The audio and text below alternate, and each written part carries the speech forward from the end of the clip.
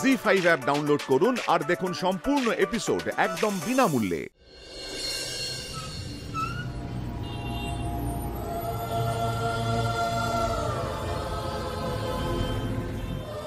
এবার বুঝতে পারছো তো ঈশানদা, একে টুকাই বাবুর এরকম অবস্থা, তার মধ্যে আমি কিছু করে উঠতে পারছি না। আমার জানো তো সত্যি নিজেকে খুব ব্যর্থ লাগছে।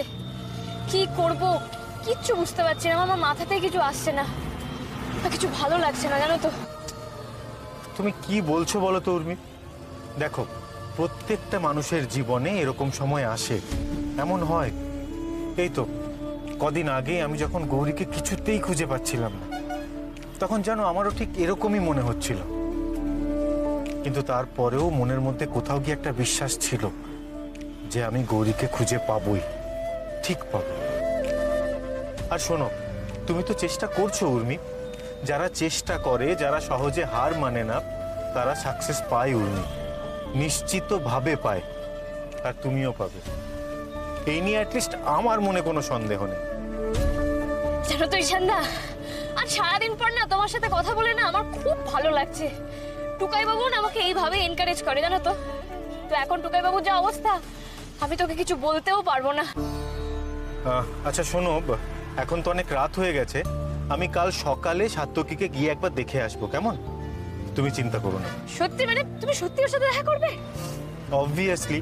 আচ্ছা, বিপদের দিনে বন্ধুরা পাশে দাঁড়াবে না তো আর কারা দাঁড়াবে বলো তো? আচ্ছা বেশ, এখানে গাড়িটা দাঁড় করিয়ে দাও।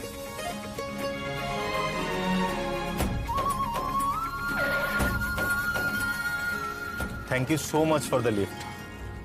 এরপর একদিন নিশ্চয়ই আবার তোমার সাথে দেখা হবে, আমার গাড়ি আবার সার্ভিসিংয়ে যাবে, আমি আবার রাস্তায় হাত দেখাবো, আর আমি আবার তোমার গাড়িতেই উঠবো, কোনো ছেলের গাড়িতে না, কেমন?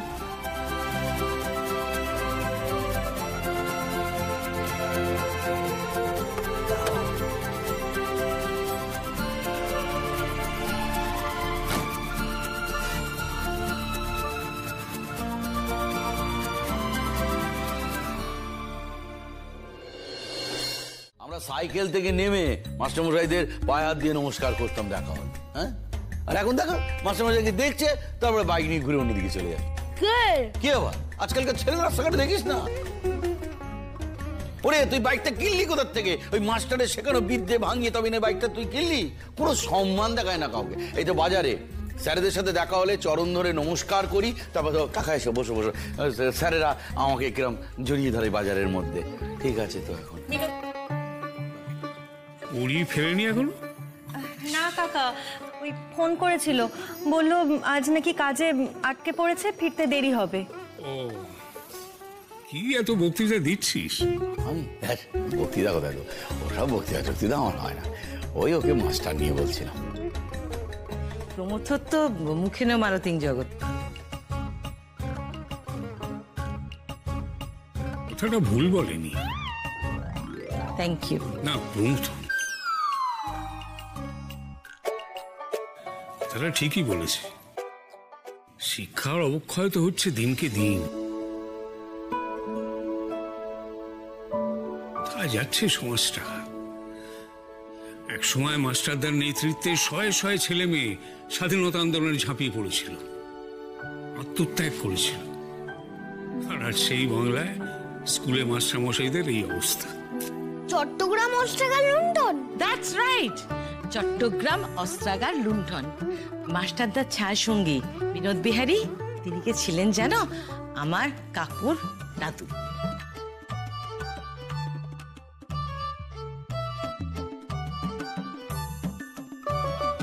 মা প্লিজ, তুমি কোনোদিন ওদেরকে দেখেছো? সবাইকে বলে বেড়াও, কোনো প্রুফ দেখাতে পারবে? অফকোর্স, ওরা চৌধুরী, আমরা চৌধুরী। তাহলে তো আমাদেরও আশুতোষ মুখার্জি, রানী মুখার্জি, এরাও তো আমাদের আত্মীয়, বলো কাকা? হ্যাঁ,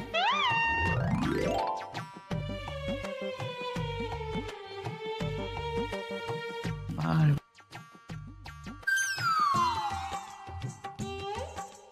এই জন্যই এখন সমাজে কেউ সমাজ সংস্কারক হয় না, শুধু জনগণ তৈরি হয়। সবকিছুতেই তোমরা এখনকার জেনারেশনকে ব্লেম করো না তো। দেখো কলকাতার দিকে স্কুল কলেজে এসব করার কেউ সাহস পাবে? হ্যাঁ, রোজই তো নিউজ পেপারে পড়ছি। সবেতেই বোঝাতে হবে, উনি যেন সারাক্ষণ পড়ে উল্টে দিচ্ছেন। আমিও তো পড়ি, বতের মতো আমিও রোজ নিউজ পেপার পড়ি। তবে আমাদের কলেজে হবে না, আমাদের কলেজে স্টুডেন্টরাই কাফি এসব আটকে দেওয়ার জন্য। দিদির কলেজে স্টুডেন্টরা আটকে দিতে পারে, আর আমরা পারবো না? চলে যাওয়াটা কোনো সমস্যার সমাধান নয়। সবাই পরিবার পায় না গো ছোটকা, আর যারা পায় তাদেরকে পরিবারটা বেঁধে রাখা উচিত, নাহলে তো পরিবারটা ভেঙে খান খান হয়ে যাবে।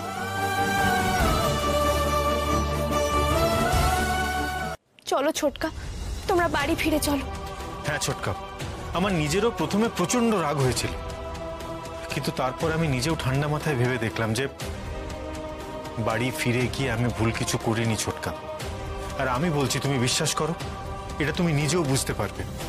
তুমি একবার ফিরে চলো, তারপর বুঝতে পারবে ছোটকা যে তুমি ফিরে গিয়ে ঠিক করেছো। আর তাছাড়া আমরা সবাই তো ওখানেই আছি, কোনো অন্যায় দেখলে আমরা একসাথে সেটার প্রতিবাদ করব। তোরা যে কথাগুলো বলছিস এগুলো তো ভুল নয়, তো ঠিক। তো বিশ্বাস কর, সত্যি আমাদের পক্ষে ওই বাড়িতে ফিরে যাওয়া সম্ভব নয়। ওই বাড়িতে অনেক সমস্যা রয়েছে, আর আমি ওখানে ফিরে গেলেই সেই সমস্যাগুলো মাথাচাড়া দেবে। আমি তোমাকে কথা দিচ্ছি ছোটকা, আর কোনো সমস্যা হবে না। আর যদি কোনো সমস্যা হয়ও, তাহলে আমরা একসঙ্গে সেই সমস্যা মেটানোর চেষ্টা করব। ও ছোটকা, তুমি আর না করো না। আর আমি তো চিকুকে ছাড়া কোথাও যাব না, আমিও বৌদির কাছেই থাকবো।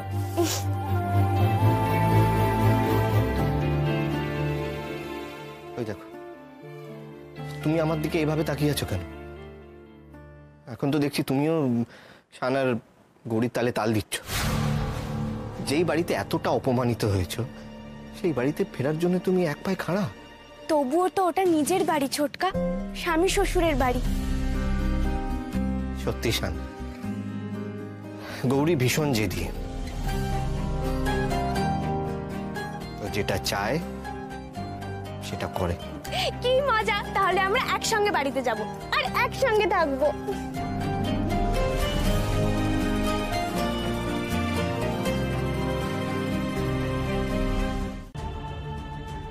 স্বপ্ন দেখা ভালো, কিন্তু তোর মতো মেয়েকে কি ঘরে নেবে রে? হ্যাঁ, কি যোগ্যতা আছে তোর?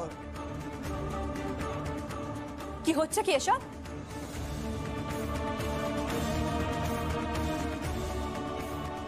এটা পাপা আর মমকে হ্যান্ডেল করতে দাও না। হ্যান্ডেল তো করতেই চেয়েছিল ওরা। দিন দশেকের মধ্যে একটা ভালো বিয়ের ডেট ছিল, আর সেই ডেটেই তো ওর বিয়ে হওয়ার কথা ছিল। বিয়েটা নাই বা করলাম, অসুবিধা কি? অসুবিধা আছে, অসুবিধা, কারণ মেহেন্দির বিয়ে পাকা হয়ে রয়েছে। বাহ, এ তো খুব ভালো খবর। কংগ্রেচুলেশনস। পাত্র কোথাকার রে? কি করে? নিশ্চয়ই খুব বড় লোক, ভালো ঘর। অবশ্যই। আমার পাপা আমার মম নিজেরা দেখে শুনে আমার বিয়ে দিচ্ছে, ভালো তো হবেই। খারাপ ঘরে আমার বিয়ে দেবে নাকি? কি নাম ছেলের? ছেলের নাম, হ্যালো, হ্যাঁ বলুন। আমার হবু শ্বশুরবাড়ি থেকে ফোন করেছে। আজ রাতের বেলা তোর ব্যবস্থা হচ্ছে। এ বাড়িতে তুই আর থাকতে পারবি না।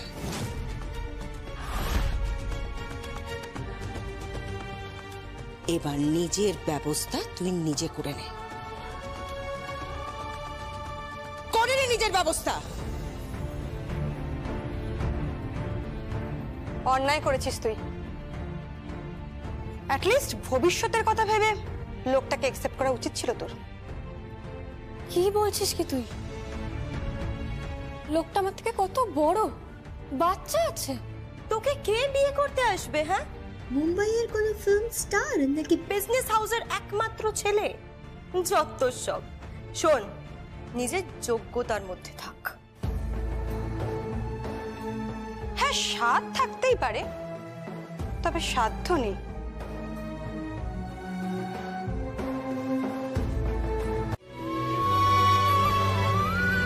ইন্দ্রবাবু, মিতুল, আপনার সাথে আমার একটা কথা আছে।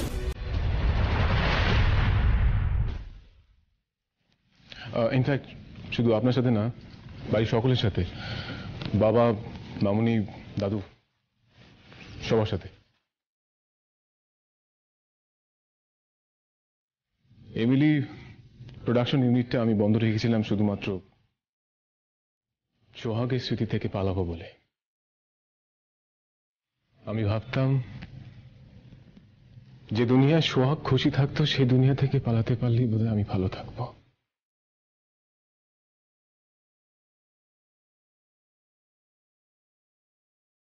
তবে আজ যা হলো,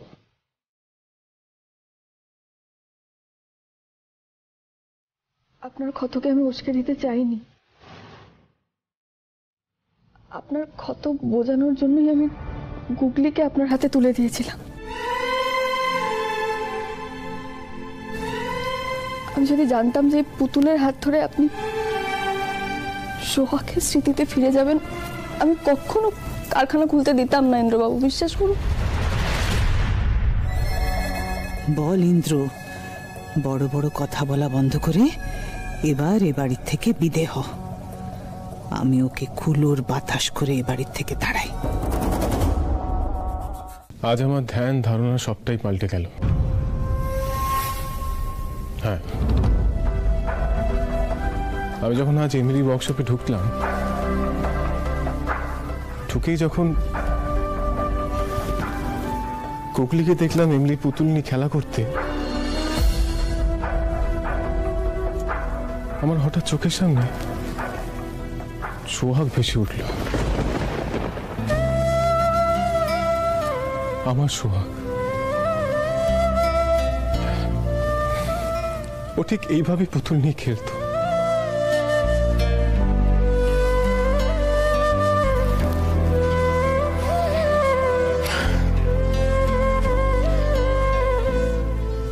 আজকে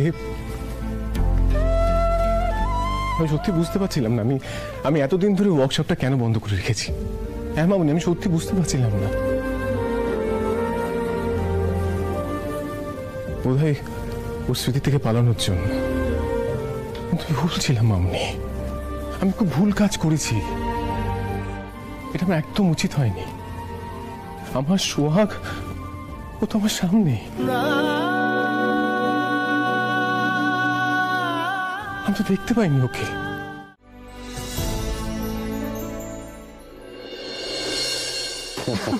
যাক বাবা, ভালোই ভালো সবকিছু মিটে গেছে। হ্যাঁ, আত্মীয় স্বজন সবাই কিন্তু আজ আয়োজনের প্রশংসা করছিল। সে আমাকে তো কোনো দিকে মাথা ঘামাতেই হয়নি। অনামিকা আর মহুয়া, এই যে এসো এসো এসো, বসো বসো বসো, এরা দুটিতে মিলে সুন্দরভাবে সব সামলে দিয়েছে। তাই না তাই, তুমি দেখেছো মনি, অনামিকা এই বাড়িতে আসার পর থেকে অনামিকা আর মহুয়া মিলে আমাদের দুজনকে কিন্তু একদম ছুটিই দিয়ে দিয়েছে। তোমাদের তো এখন রেস্ট নেওয়ারই সময়, কাজ করার জন্য আমরা তো আছি। বাবা, তা সে কোথায় তোমাদের অনামিকা? হ্যাঁ এক্স্যাক্টলি, ইনফ্যাক্ট ভাগ্নেকেও তো দেখছি না। ভাগ্নে, শোনো না, আমি দেখলাম কাজকর্ম মিটে যাওয়ার পর ওরা দুজনে মিলে না বোধহয় কোথাও বেরোলো।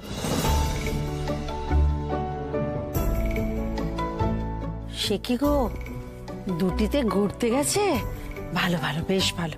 হ্যাঁ, দেখলে তো, তুমি শুধু শুধু চিন্তা করো, সব ঠিক আছে দুজনের মধ্যে। জয় জগন্নাথ।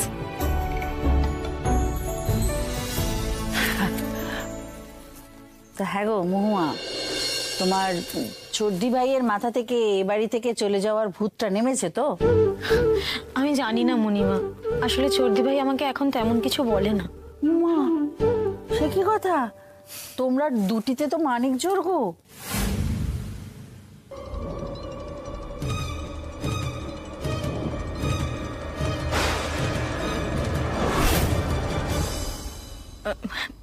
মণিমা, কিচেনের দিকে আমার একটু কাজ আছে, আমি একটু সেরে আসছি।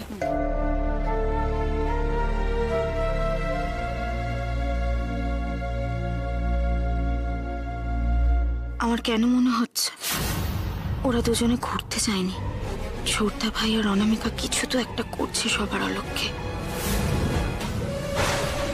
কিন্তু কি?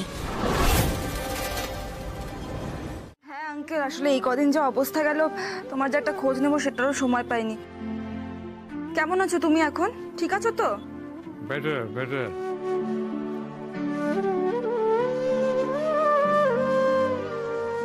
আচ্ছা অংশিনী, আপনারা দোকানগুলো রিওপেন করার ব্যাপারে কি ভাবলেন? না, ওটা নিয়ে তো কিছু ভাবিনি, মানে আমাদের তো ইন্স্যুরেন্স করানো ছিল না। অ্যাকচুয়ালি ভুলটা আমাদেরই, আমরা তো বুঝতে পারিনি না যে দোকানগুলো এভাবে ব্লাস্ট হয়ে যাবে, তার উপর এতগুলো টাকা লস। জানি তোমরা না ভাবলেও অলোক কিন্তু ভেবেছিল।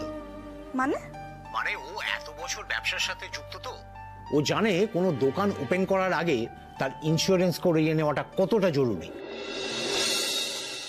মানে লক্ষ্মী ভান্ডারের ইন্স্যুরেন্স করানো ছিল? হ্যাঁ করানো ছিল,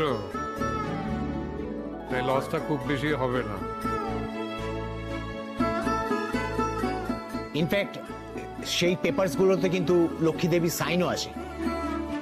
উনি হয়তো খেয়াল করেনি পেপারসগুলো, তবে পরবর্তীকালে খুব সাবধান। না পড়ে পেপারসে সাইন করলে কিন্তু সাংঘাতিক রকমের ক্ষতি হতে পারে। তবে স্বস্তির বিষয় একটাই যে আমাদের এই লসটা অনেকটা রিকভার করা যাবে। তবে একটা বিষয় অংশিনী, আমরা অলোকের হেলথ কন্ডিশন নিয়ে এতটাই ব্যস্ত ছিলাম যে যোগাযোগ করে উঠতে পারিনি। আপনারাও বিভিন্ন রকম সমস্যায় ছিলেন, তবে এবার এই কাজটা না করলে কিন্তু ইন্স্যুরেন্সের টাকাটা পাওয়া চাপ হয়ে যাবে। হ্যাঁ মানে কি কাজ? দেখুন, যতক্ষণ না জানা যাচ্ছে যে ব্লাস্টটা কারা করিয়েছে ততক্ষণ কিন্তু টাকাটা পাওয়া যাবে না, কারণ ইন্স্যুরেন্স কোম্পানি বিচার করবে যে এই ব্লাস্টটা অথেন্টিক কিনা। হ্যাঁ মানে সে তো বটেই। দেখুন, একবার দেখা করা গেলে ভালো হতো, তাহলে আপনাদের ইন্স্যুরেন্সের পেপারসগুলো বুঝিয়ে দিতে পারতাম। সেক্ষেত্রে পুলিশের সঙ্গে আমাদের কথা বলতে সুবিধে হতো। হ্যাঁ হ্যাঁ অবশ্যই, মানে লক্ষ্মীদি তো এখন বাড়িতে নেই, লক্ষ্মীদি একটু বেরিয়েছে। লক্ষ্মীদি এলে আমি কথা বলে আপনাকে জানাচ্ছি তাহলে। নো প্রবলেম, আপনি জানান। ঠিক আছে, থ্যাংক ইউ। আর শুনুন না, বলছি একটু অলোক আঙ্কেলের সাথে কথা বলা যাবে? ফোনটা স্পিকারেই আছে, ও শুনতে পাচ্ছে। ও আচ্ছা আচ্ছা, Alok uncle thank you so much. তুমি না থাকলে কি হতো সত্যি জানি না গো। আগে সে ইন্স্যুরেন্সটা করানো ছিল, না হলে আমরা হয়তো এত তাড়াতাড়ি উঠে দাঁড়ানোর কথা ভাবতেই পারতাম না। টাকাটা পেলে হয়তো আবার স্বপ্ন দেখতে পারবো। Thank you. অংশিনী, তুমি আবার মেয়ের মতো থ্যাঙ্কস দেওয়ার দরকার নেই, শুধু স্বপ্ন দেখাটা থামিও না। ঠিক যেভাবে কোজাগরি সারা জীবন স্বপ্ন দেখেছে, তোকেও সেই রকম হতে হবে অংশিনী। আশাবাদী, পজিটিভ।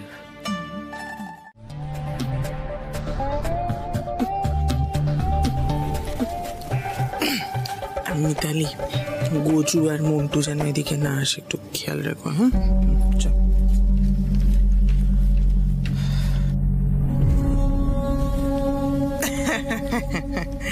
বসিয়ে রাখলাম না। ইটস ওকে ম্যাডাম, অ্যাকচুয়ালি আপনাকে একটা খবর দিতে এলাম।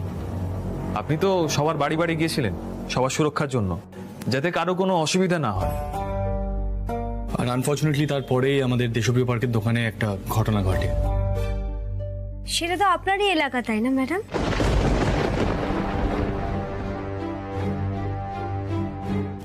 হ্যাঁ আমারই তো এলাকা। কি হয়েছে? অ্যাকচুয়ালি আমাদের দোকানে হামলা করা হয়। বাইরের লোকরা এসে বলে আমরা বাসি মিষ্টি বিক্রি করছি, তারপর ঢিল ছুটতে যায়, দোকান ভাঙচুর করতে যায়।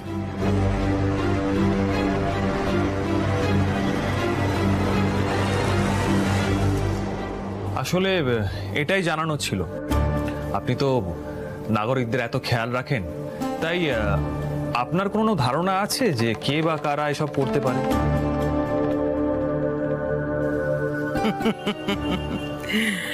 আমার কি করে ধারণা হবে মিস্টার ব্যানার্জি? এটা তো পুলিশের কাজ, তাই না? ঠিকই বলেছেন, তাই বটে। তা আপনি তো চারিদিকে নজর রাখেন, আপনাকে জাস্ট জানিয়ে রাখলাম তাই। আসলে ম্যাম, আমার দাদাই সিদ্ধেশ্বর মোদক, উনি একটু শেকেন আপ হয়ে আছেন। অ্যাকচুয়ালি কি বলুন তো, কালই আপনি ফ্ল্যাটের অফারটা দিলেন আমাদের, দাদাই সেই অফারটা ফিরিয়ে দিল, আর কালই আমাদের দোকানে হামলা হলো, তো সব মিলিয়ে আর কি। দুটোর মধ্যে কোনো যোগাযোগ নেই, তাই না ম্যাডাম? না মানে দাদু শুনেছে নানাভাবে অশান্তির সৃষ্টি করা হয় জমি টমি দিতে না চাইলে, মানে প্রমোটারের লোকজনরাই অশান্তি করে।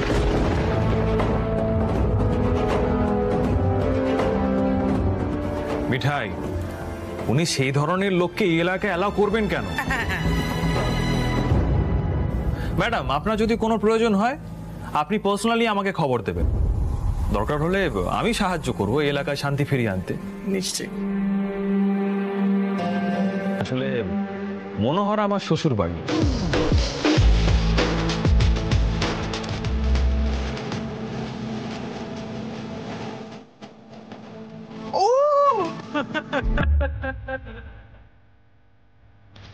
তাহলে বুঝতেই তো পারছেন দায়িত্বটা বেড়ে যায়।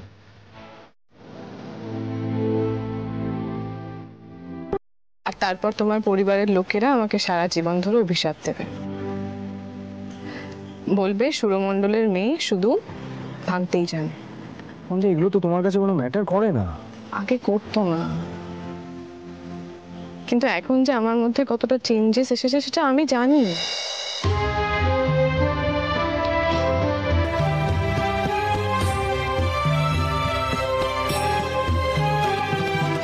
আগে তো সব কথা ইগনোর করতাম, এখন কি পারি বলো?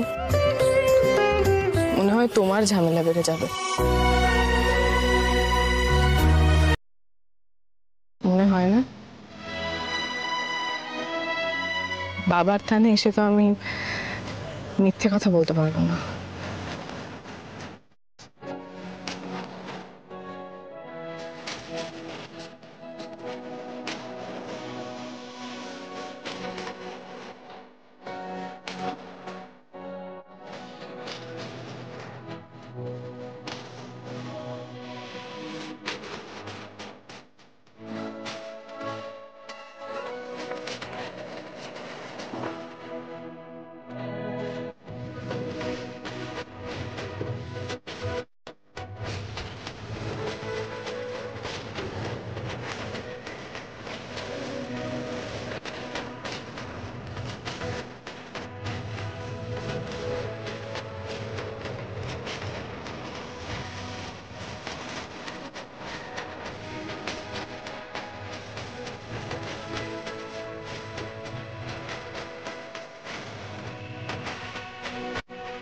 ব্যাস,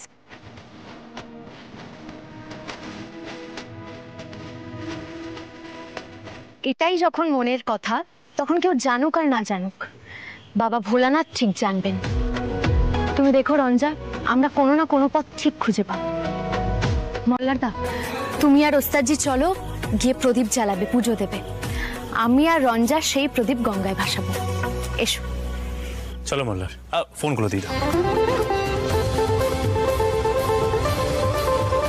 এসো। চলো।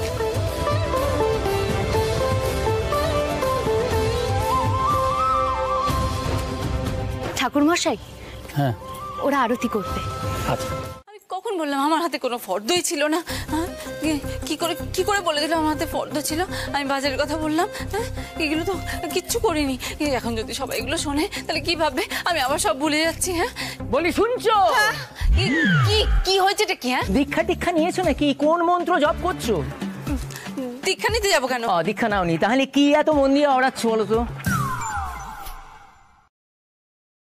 বলবো তোমাকে, আসলে বলার জন্য না আমার পেটে কিরকম গুড়গুড় করছে, না বলেও থাকতে পারছি না। কিন্তু মেয়েটা যে আমাকে বলতে বারণ করেছে, বলাটা কি ঠিক হবে? কে বলতে?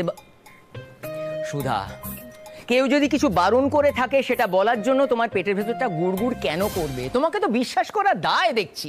ইহা কা কথা ওহা, ওহা কা কথা ইহা, এ আবার কি? ভেরি ব্যাড সুধা, ভেরি ব্যাড। কি বললে তুমি? আমাকে বিশ্বাস করা যায় না? না, যায় না। তবে একটা রিস্ক নেই, সেটা হচ্ছে তোমার মাথায় কিছুই থাকে না। সামনের জন কিছু বললে পেছন ফিরলে সেটা তুমি ভুলে যাও, তাই মার্কেটে লিক হওয়া অসম্ভব। কে বলেছে আমি সব ভুলে যাই? হ্যাঁ, তাহলে কি করে বললাম যে ও আমাকে বলতে বারণ করেছে? মনে করে বললাম তো। পয়েন্ট। আচ্ছা, এবার কে বারণ করেছে বলবো? তুবড়ি বলতে বারণ করেছে। নিশ্চয়ই কিছু একটা গন্ডগোল পেকেছে, যে করে হোক সুধার পেট থেকে কথা বার করতে হবে। সে কি কাকিমার সব মনে আছে নাকি? সত্যিটা বলে দিলে তো আমার সব পরিশ্রম বৃথা হয়ে যাবে। এখন আমি কি করব? শেষমেশ কাকিমা সব বলে দেবে। এই শোনো না, বলছি যে তুবড়ি কি বলতে বারণ করেছে? দেখো দেখো, আমি তোমাকে বলছি তুমি বলেই ফেলো না তো, তোমার এই পেটের গুড়গুড়ানিটা যাবে না। বলো। বলবো?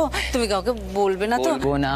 দেখো, আমাকে বললে আর একটা সুবিধা, সেটা হচ্ছে যদি কোনো গন্ডগোল হয় আমি সামনে নেবো। এই রে, সব বলে দেবে মনে হয়।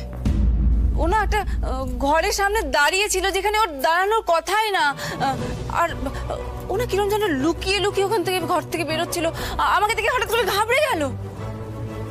সে কি কথা গো? কোন ঘরের সামনে থেকে? ঠাকুর, কাকিমাকে এবারের জন্য সব ভুলিয়ে দাও। হ্যাঁ, মনে পড়েছে তো, তুবড়ির নিজের ঘর। এই কথা বলার জন্য তোমার এত নাটক, এত ফুলঝুরি? আচ্ছা, একটা মেয়ে নিজের ঘর থেকে বেরোবে না তো কোন ঘর থেকে বেরোবে শুনি? শোনো না। না না দোহাই, আর আমি তোমার কথা শুনতে পাচ্ছি না। তোমার একটা কথা সিরিয়াসলি বলছি, ডাক্তার দেখাও না তো আমি যে তোমার বিয়ে করা বর সেটাই ভুলে যাবে।